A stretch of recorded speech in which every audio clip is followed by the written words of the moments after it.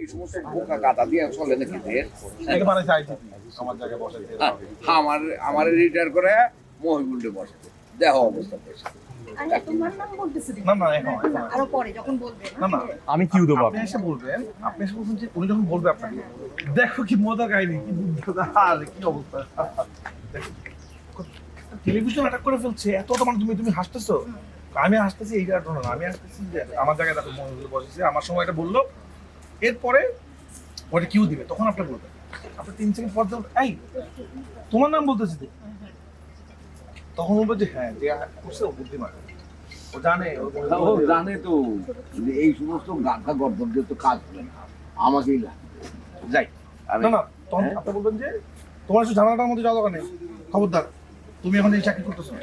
তখন আপনার বলবেন আরে আমার যেতে হবে, আমি না গেলে দেশের জন্য আমার করতে হবে না, প্রস্তুত কাপড় রেডি করো, এই চিন্তা শেষ।